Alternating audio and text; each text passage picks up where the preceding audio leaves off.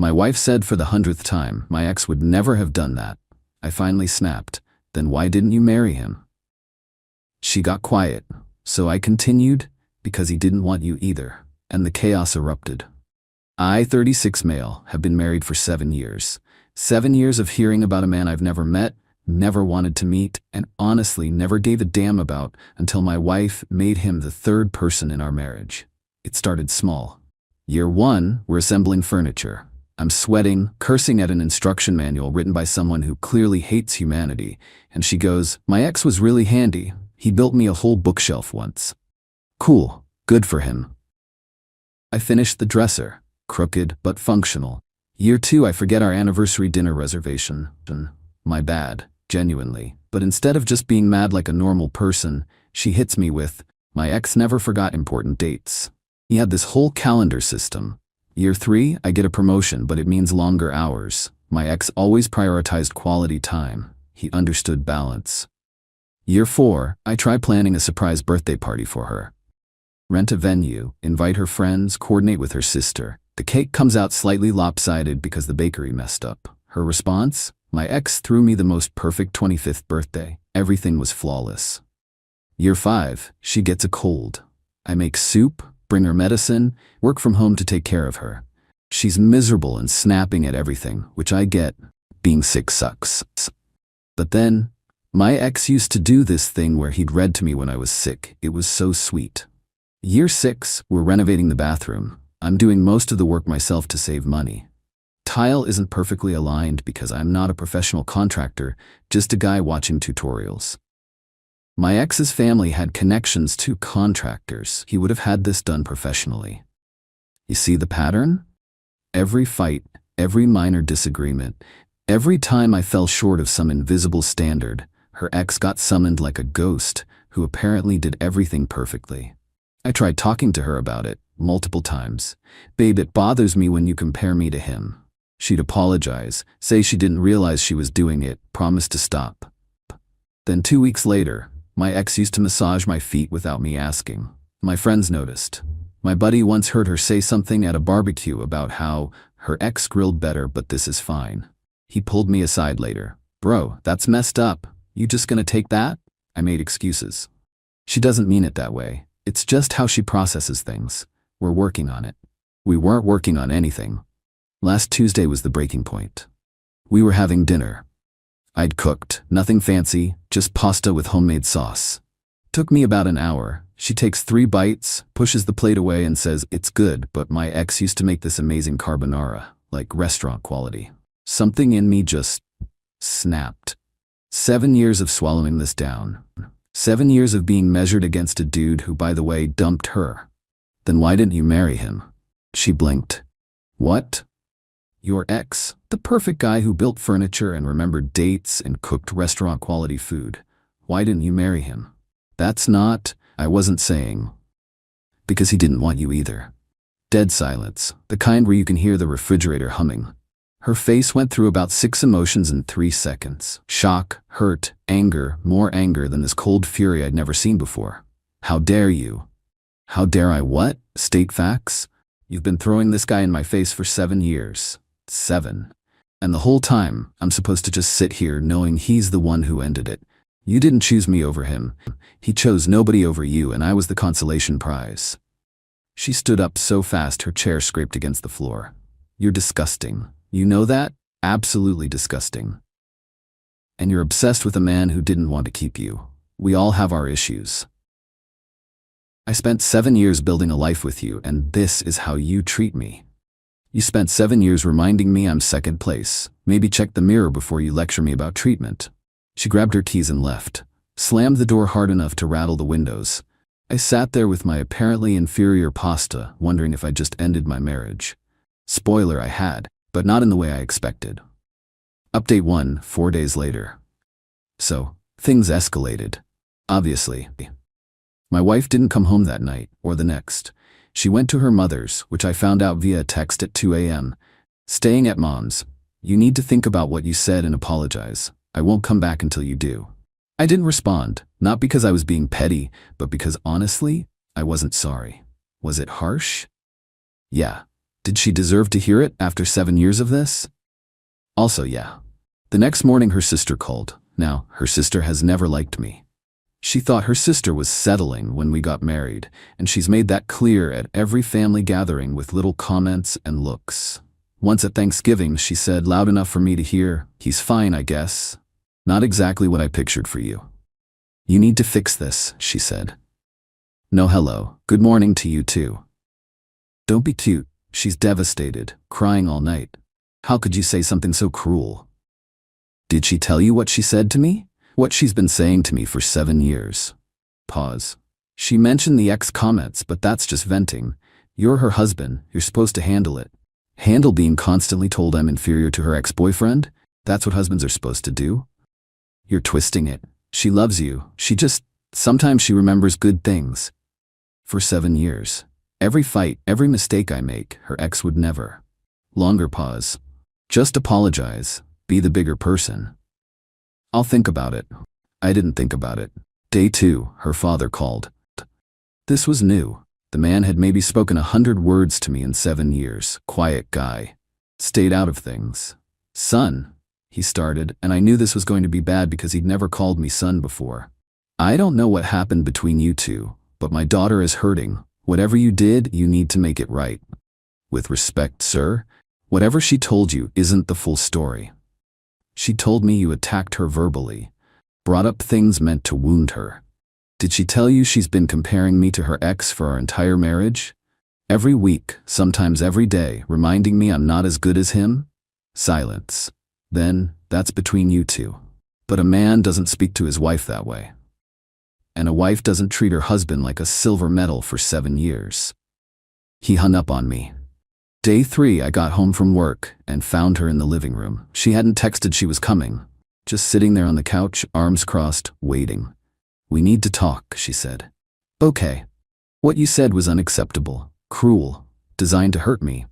And comparing me to your ex for 7 years wasn't? That's different. I wasn't trying to hurt you. I was just talking. You were just constantly reminding me that someone else was better, that I was your backup plan. You're being dramatic. I laughed. Actually laughed. I'm dramatic. You bring up your ex when I cook dinner, when I forget something, when I breathe wrong, apparently. But I'm the dramatic one. He was important to me. That relationship shaped who I am.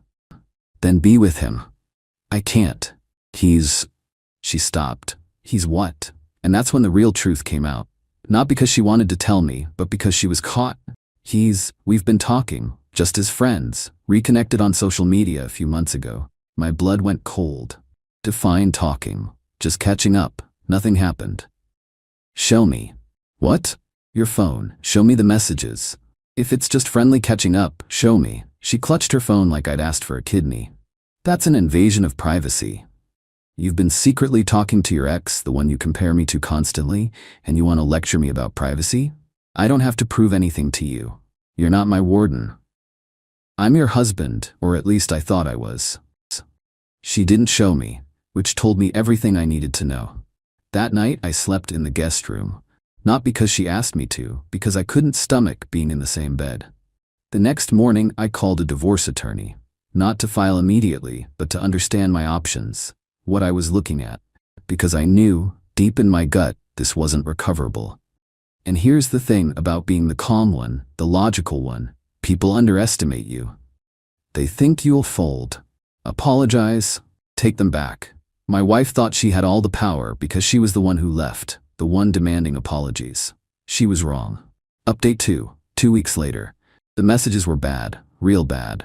I didn't snoop through her phone, didn't have to. Her sister, of all people, actually came through with some information. Not out of loyalty to me, but because she was angry at her sister for something else entirely. Turns out she'd been bragging to her sister about her ex reaching out, about how he finally realized what he lost, about how he was practically begging her to meet up. Her sister told her mother. Her mother, surprisingly, didn't approve. Told her she was playing a dangerous game and needed to cut contact. My wife's response? Blocked her own mother for a week. This all came to me through a phone call from my mother-in-law, who I'd always had a decent relationship with. She called me directly one evening while I was eating takeout alone in my kitchen. I need to tell you something and I need you to listen without reacting. I listened. She told me about the messages her sister had shared, about my wife meeting her ex for coffee 3 weeks ago while we were still living together, still married, about my wife apparently telling her sister she needed to see if there was still something there. I'm not excusing what she did, my mother-in-law said, but I'm also not letting you be blindsided. Whatever you decide to do, you deserve to know the truth. Did anything happen at that coffee meeting? Long pause. I don't know. She told her sister nothing physical happened, but emotionally, she admitted she still had feelings for him. I thanked her. Genuinely. Then I called my lawyer and officially filed for divorce. The papers were served at her mother's house. I wanted witnesses because I knew exactly how she'd spin this otherwise. The process server confirmed delivery on a Thursday afternoon. The phone calls started immediately. You're divorcing me. Over what? Over 7 years of disrespect and the fact that you met your ex behind my back. Who told you that? Does it matter? It was my mother, wasn't it? That witch. I told her in confidence. So you're not denying it. Silence. Then crying. It was just coffee. Nothing happened. I swear nothing happened. I don't believe you. And even if I did, it doesn't matter anymore. You can't just end a 7-year marriage over coffee. I'm ending a 7-year marriage over you constantly comparing me to someone else, secretly reconnecting with that person, meeting them behind my back, and showing zero remorse for any of it. The coffee is just the cherry on top. I made one mistake. One, after 7 years of being a good wife. Good wives don't tell their husbands their exes were better. Good wives don't secretly meet those exes. And good wives don't double down when they're caught. She hung up on me. Over the next week, her family launched a full assault. Not physical, obviously, but constant pressure from every direction. Her father left a voicemail saying I was throwing away a family, and that real men work through problems, they don't run. I saved it in case I needed evidence of harassment later. Her sister texted me a novel about how I was too weak to handle a strong woman, and how no wonder she looked elsewhere. Also saved. Her cousin, who I'd met maybe twice, somehow got my number and called to tell me I was making the biggest mistake of my life. Blocked. But the coup de grace came from my wife herself. She showed up at my workplace. I was leaving for lunch when I saw her car in the parking lot. She was leaning against it, arms crossed, looking like she hadn't slept in days. We need to talk. Privately. We don't. Everything goes through lawyers now. Screw the lawyers. I'm trying to save our marriage. By ambushing me at work? By making you listen. You won't take my calls. You won't respond to texts. What am I supposed to do? Accept the divorce. She grabbed my arm. People were starting to look. Please, I know I messed up, but 7 years we can fix this. I pulled my arm back. You spent 7 years telling me I wasn't good enough. Then you went looking for someone better. And now that it didn't work out, you want me to take you back? That's not fixing things. That's using me as a backup plan again. That's not fair. None of this is fair. But it's reality. I walked away, got in my car, drove to a drive-thru because I'd lost my appetite for anything else, ate alone in a parking lot, and tried to process the fact that my wife genuinely seemed confused about why I wasn't forgiving her. That's when I realized, in her mind, she hadn't done anything wrong. The comparisons were just talking. The secret meeting was just coffee. My feelings about all of it were dramatic. She wasn't going to change. She couldn't even see the problem. Update 3, final, 3 months later. The divorce finalized last week. 8 months total from filing to final decree. Felt like 8 years. Her entitlement during the proceedings was something else entirely. Her lawyer was aggressive, I'll give him that, probably feeding on the anger she brought in. First, she wanted the house I bought before we got married. The house that was solely in my name because I bought it 2 years before we even met. Her lawyer argued she'd contributed to the household for 7 years and deserved equity, said she'd helped with improvements and maintenance that increased the property value. My lawyer pulled out records showing I'd paid the mortgage entirely.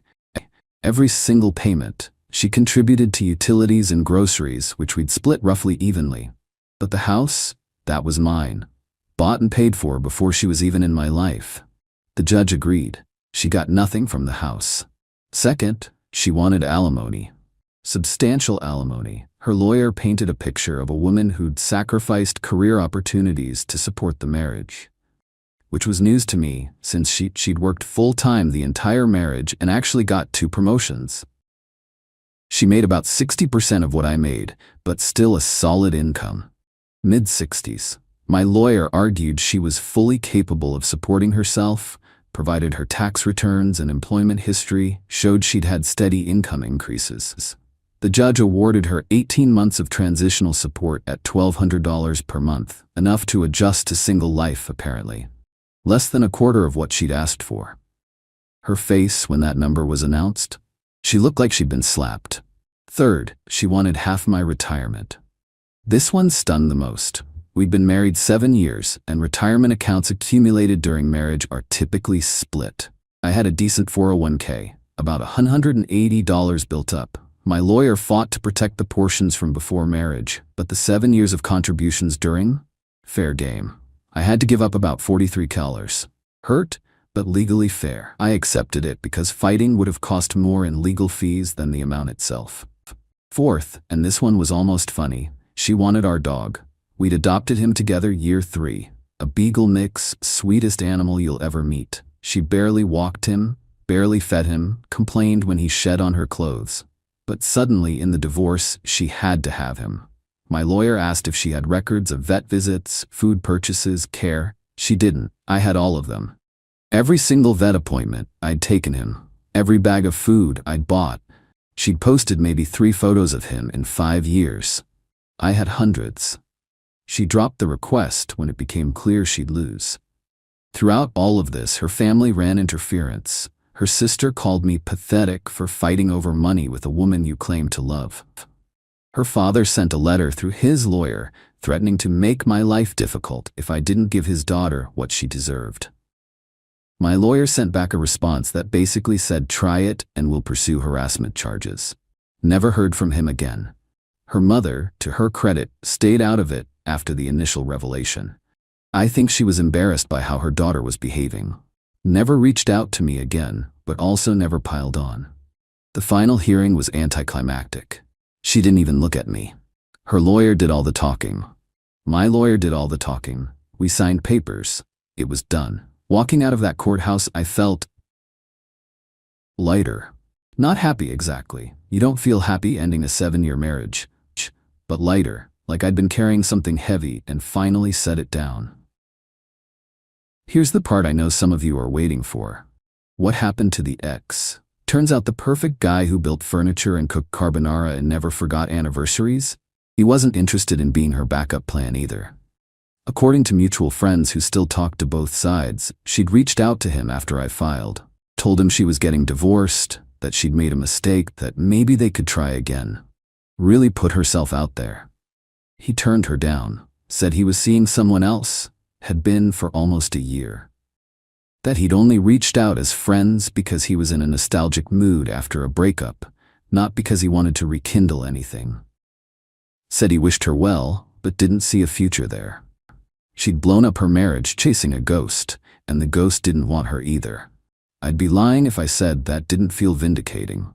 Not happy, exactly, but vindicating. Last I heard through the grapevine, she moved into a 1-bedroom apartment. The transition from our house to cramped rental apparently hit hard. She complained to mutual friends about how unfair the settlement was, how she got nothing after 7 years, conveniently left out that she tried to take a house she had no claim to. She's been on dating apps. A friend of a friend spotted her profile. One of her prompts said something about looking for someone who appreciates her. Rich, considering. Her ex got engaged to his girlfriend a month ago, saw it on social media. She apparently posted something vague about timing and missed connections that same day. Still not over him. Her relationship with her family is strained. Her mother is still barely speaking to her after the whole blocking incident. Her sister took her side publicly, but apparently they've been fighting privately about money stuff. And me? I'm adjusting. The house feels different now. Quieter. Sometimes too quiet. I've rearranged a few things, made it feel more like mine again. Got rid of the throw pillows she picked out, changed the curtains. Small stuff, but it matters. I'm not dating yet. Not ready. 8 months isn't enough time to process 7 years. Started therapy about 2 months ago, which I probably should have done years ago. Learning to identify what I actually want versus what I was willing to accept. My therapist said something that stuck with me. You spent 7 years being told you weren't enough. That leaves marks. Give yourself time to heal those before bringing someone new into your life. Good advice. The other day I cooked pasta. Same recipe. The one she compared to her ex's carbonara. It tasted fine. Better than fine, actually. Because I wasn't eating it while waiting for the comparison to drop. Wasn't bracing for the next reminder that someone else did it better. Did I handle everything perfectly? No. That comment about her ex not wanting her was brutal. I could have taken the high road, addressed the issue calmly, suggested couples counseling years ago instead of eating my frustration. But after 7 years, I was fresh out of high roads. Sometimes you snap. Sometimes the thing you say is the thing you've been holding back for too long. Sometimes the truth comes out ugly because it's been compressed for so long. Do I regret it? Honestly, not really. It forced the truth out. Made her reveal the secret contact with her ex. Made me realize this marriage had been dying for years. Poisoned by constant comparison and quiet resentment on both sides. Better to rip off the bandage than keep pretending everything was fine. To anyone reading this who's going through something similar, trust your gut. If something feels wrong, it probably is. And you're not crazy for wanting a partner who sees you as their first choice, not a consolation prize. Not someone who settles for you while dreaming about someone else. The ex comparison stopped the day I filed for divorce. Funny how that works. Anyway, that's the story. 7 years, one brutal comment, and a whole lot of consequences. Time to cook some pasta. And nobody's gonna tell me it's not as good as someone else's.